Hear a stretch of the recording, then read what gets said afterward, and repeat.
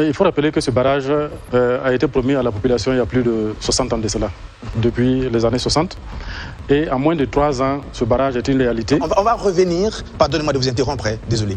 On va revenir sur le barrage et puis sur l'événement, mais je voudrais qu'on fasse un commentaire de la concomitance de ces deux événements-là mis côte à côte. Bon, c'est simplement pour dire que la lutte pour la sécurité va de pair avec la sécurité alimentaire. D'accord. Voilà, parce que les deux sont indissociables.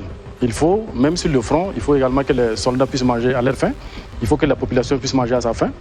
Et le président mène très bien ces deux luttes-là ensemble. Et c'est la preuve concrète. La preuve concrète. Karim Diallo, sur ce sujet-là. Oui, en effectuant le déplacement de Pau, le camarade président, le capitaine Ibrahim Traoré, fait effectivement d'une pierre deux coups. Car vous n'êtes pas sans savoir que la défense et l'agriculture restent des filles jumelles de la souveraineté nationale. Un État qui se veut souverain doit être en mesure d'assurer la défense de son territoire national. Et un État qui se veut aussi souverain doit pouvoir nourrir abondamment dans sa population. Donc c'est un exercice de proximité auprès des populations locales et une manière de faire une jonction harmonieuse entre la défense de l'intégrité du territoire et l'atteinte de la souveraineté alimentaire. Alinana. Il s'agit là de deux éléments fondamentaux qui traduisent d'une part la souveraineté alimentaire et d'autre part la souveraineté politique et sécuritaire. Ça veut dire qu'en réalité, ces deux éléments-là traduisent toute la quintessence de la révolution RPP. Donc aujourd'hui, au Burkina Faso, la souveraineté alimentaire, la souveraineté énergétique cohabite avec la souveraineté sécuritaire. Donc ça veut dire aujourd'hui le peuple burkinabé regarde avec objectivité cette révolution-là, dans ce domaine-là, bien capital pour les Burkinabés. Dassiré Bendouté, on a entendu à un moment donné ce reproche-là qu'on faisait au président du Faso. Je me souviens de cette phrase. Il est venu pour faire la guerre, qu'il fasse la guerre et que ce soit la guerre seulement. Là, ces deux images montrent que le président fait en même temps la guerre, mais aussi pose des actions de développement. Est-ce que vous l'analysez de cette manière-là? Oui, merci. En tant que Diopien, comme l'a dit le maître Cheikh Anta Diop, la sécurité précède le développement. Et dans notre cas africain, on a eu beaucoup d'insécurité, ce qui justifie notre retard en termes de développement. Et si on parle de ces deux images, ça illustre sa doctrine de développement par la défense. Et on est en train de combattre l'insécurité et en même temps on combat la faim. Et la question de l'agriculture, c'est un levier de souveraineté. Et vous savez, le deuxième ministère créé au monde, c'est le ministère de l'Agriculture en Égypte ancienne, après celui des tombes et de l'inhumation. Donc, l'agriculture est un élément fondamental de souveraineté. Aussi, par l'agriculture, nous avons deux souverainetés qui viennent s'ajouter, à savoir la souveraineté sanitaire. Par ce monde qui court, et si on regarde l'histoire de la colonisation du monde, la question de nourriture a toujours fait partie du contrôle démographique et du contrôle sanitaire. Donc, ce que nous mangeons est à la fois une souveraineté ou une subordination sanitaire et aussi cette question alimentaire nous amène à avoir aussi une souveraineté démographique. Vous savez, aujourd'hui, on a peur de la démographie africaine. Mais si on ne se nourrit pas par nous-mêmes, on n'a pas la qualité des aliments, on va connaître un problème dans les questions de fécondité. Il ne faut pas que, comme on le dit de façon démographique, il ne faut pas qu'un autre État, un autre pays contrôle la fécondité de l'Afrique et surtout le système érectile de l'Afrique. Donc je pense que c'est une très belle image qui vient illustrer que la défense, l'armée, la sécurité, c'est le pivot en tout cas qui va permettre au reste, aux autres éléments de s'épanouir. Merci et on va tout de suite commencer avec le premier élément, c'est cette sortie de promotion de la 25e promotion des élèves sous-officiers d'actifs de l'école militaire Georges Namano. On voit les images maintenant sur votre écran téléviseur, le chef de l'État présent à cette cérémonie de sortie officielle et vous allez entendre maintenant le président du Faso, le capitaine Ibrahim Traoré. Nous sommes dans une sous-région en ébullition, un monde en ébullition, un monde de prédation. Et la guerre qui nous est imposée aujourd'hui, on doit tirer beaucoup de leçons de cette guerre. Et s'il y a une leçon que nous avons bien apprise, c'est qu'il faut être fort. Être très fort, fort de sorte que les générations à venir ne puissent pas connaître ce que nous connaissons. Ce terrorisme a prospéré et ça dure depuis longtemps du fait de la faiblesse de nos armées. Et aujourd'hui, nous rêvons d'une armée forte, endogène, ancrée dans ses valeurs.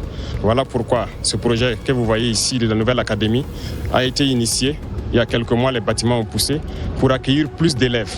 Et donc, dans ce sens, nous avons aussi endogénisé tout ce qui est tenue qui vont avec. Voilà pourquoi vous voyez une cérémonie particulière sur un emplacement nouveau. Et l'objectif, c'est d'avoir donc de la puissance dans notre armée, que notre armée grandisse et qu'elle puisse être garante de notre sécurité. Voilà, je voudrais qu'on remette tout de suite les images de ces élèves sous-officiers parce que là, il y a un événement nouveau, c'est leur uniforme qui est en pagne traditionnelle. Est-ce qu'on a les images, s'il vous plaît? Voilà, leur uniforme qui est en pagne traditionnelle, c'est tout à fait nouveau. Martin Savadougou, qu'est-ce que cela traduit? Merci. En fait, c'est pas nouveau. Comme on le dit, la RPP est la continuation de la RDP. Sankara Addis Abeba disait qu'il était habillé par le tisserand du Burkina. Donc, cela veut dire simplement que le président fait ce qu'il dit et dit ce qu'il fait. Et quoi de plus marquant que des uniformes de nos soldats, surtout pour une cérémonie aussi prestigieuse, ces soldats soient habillés par nos tisserands. Donc, c'est pour dire que nous pouvons valoriser nos ressources, surtout le coton l'or blanc. Et quand on regarde la qualité, comment c'est beau, ça veut dire qu'on n'a pas à envier les autres. Et je pense qu'avec l'usine qui est en train de se mettre en place à Bobo, ça va même aller au-delà de cela. Et après ça, un autre événement marquant est que cette académie formait initialement autour d'une trentaine de sous-officiers. Et là, on est à 200. Et bientôt, on va passer à 500. Et en moins d'une année, une cinquantaine d'ouvrages, la construction d'une cinquantaine d'ouvrages a été lancée. Et près de la moitié est déjà achevée. Bon, vraiment, on ne sait pas quoi dire, mais c'est ça en fait la révolution. D'accord. Ali Nana, ce pagne-là, c'est un pagne traditionnel Goumantiema, c'est ce qu'on dit, hein? Goumantiema, d'accord. Porté par les Goumantiers à la fin des initiations. Vous savez ce que représente l'initiation dans notre tradition.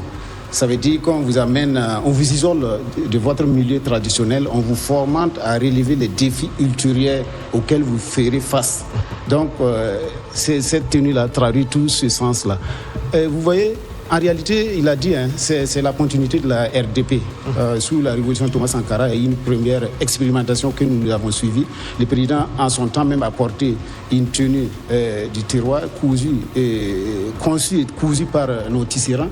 Et donc, je crois qu'aujourd'hui, ce qui fait la beauté de cette tenue-là, c'est que ça répond à un besoin de transformation de nos produits locaux, à un besoin de transformation de nos réalités endogènes. Et ça permet aussi, c'est un message qui est passé, ça veut dire, à l'issue de cette formation, ça veut dire que cette promotion-là fera face à des défis énormes, à des défis sécuritaires, quitte à payer le prix suprême qui constitue le sacrifice suprême. Donc aujourd'hui, voyant ces sous-officiers-là sortis d'une école de prestige comme l'école telle que son nom l'indique, Georges Noamano, qui fait un officier qui a donné tout le sens à l'armée burkinabé. Aujourd'hui, cette promotion qui est placée sous la promotion du lieutenant ou du capitaine Savadougou, je disais son histoire hier, c'est un officier qui s'est sacrifié pour la défense de notre territoire, dans la reconquête de notre territoire. Donc aujourd'hui, nous assistons avec fierté, avec élégance. C'est le lieutenant Savadougou, bienvenue. Exactement. Voilà, le nom de la promotion lieutenant Savadougou, Alexandre, bienvenue. Qui est un officier d'honneur qui s'est sacrifié pour la reconquête de notre territoire. D'assez de bien douter, merci Ali Nana. D'assez de bien douter, cette tenue-là qui marque peut-être l'endogénéité ou bien l'endogénisation de l'armée burkinabé. Quelle lecture sociologique est-ce que vous faites de cette tenue-là? Ce n'est pas anecdotique. Oui, merci. Avant tout propos, permettez-moi de remercier la population de Pau pour cette grande mobilisation et aussi féliciter les stylistes ou le styliste qui a conçu ces tenues. Et parlant en tout cas de ces tenues, il faut globalement parler de la question vestimentaire en Afrique. Dassidi Bendouté, vous allez continuer. Vous avez parlé du styliste. Nous avons son nom. C'est le styliste Ben Isaac. Et la marque, c'est la marque Black. Le styliste Ben Isaac, c'est lui qui a fait cette tenue-là. C'était pour faire la précision. On le voit sur l'écran téléviseur. C'est ce styliste-là, Ben Isaac, qui a confectionné cette tenue militaire. Poursuivez votre argumentaire. Oui, merci. Voilà, parce que c'est tout ça qui fait le développement d'un pays. C'est-à-dire plusieurs disciplines, plusieurs facultés qui font quelque chose pour le pays. Donc, c'est à féliciter. Maintenant, parlant des questions vestimentaires, il faut parler globalement en Afrique. Aujourd'hui, certains pensent que l'Africain n'a pas de tenue. Bien au contraire. Et si vous prenez un ethnologue comme Léo Frobenius, ce qu'il a marqué dans ses expéditions en Afrique, c'est la question vestimentaire. Donc, la question de tenue est très importante en Afrique. Et on porte les habits selon les statuts sociaux.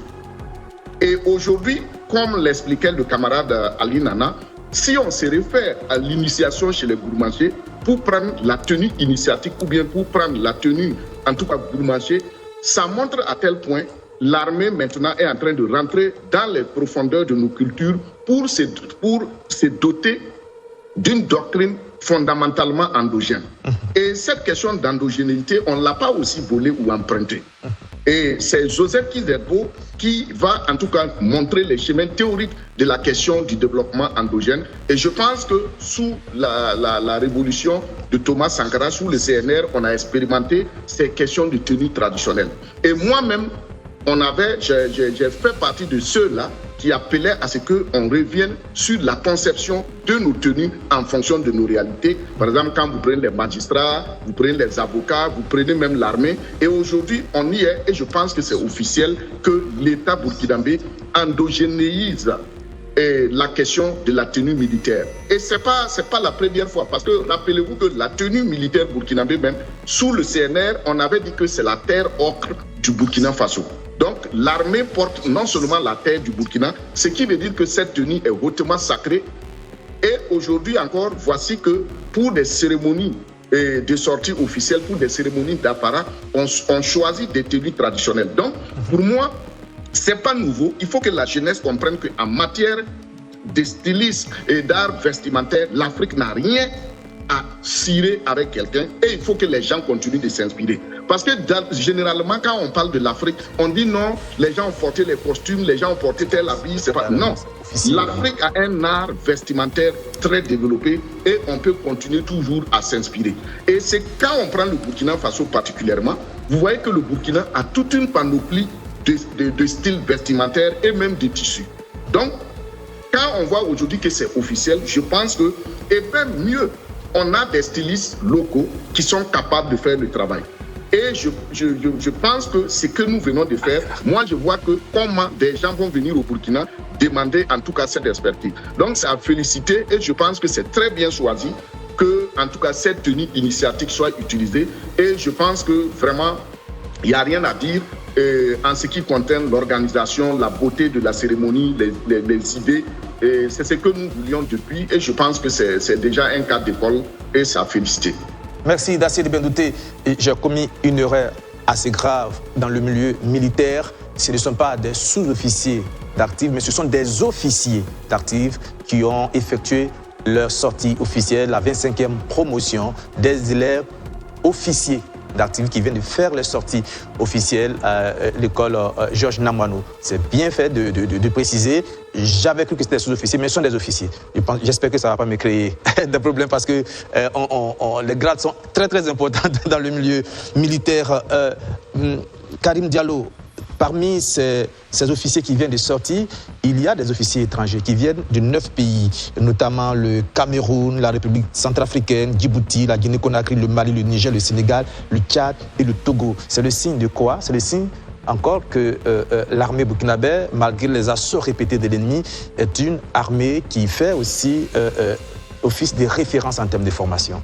Oui, de référence en termes de formation, mais de référence surtout en termes de valeurs partagées.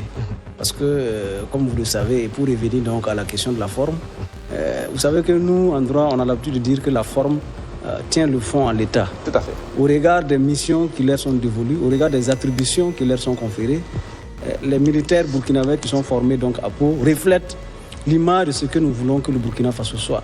Et donc, à partir de ce moment, le fait de les habiller aux couleurs locales, entre guillemets, les permet déjà de mettre dans leur tête qu'ils sont au service du Burkina Faso, ils ne sont pas au service d'un clan particulier.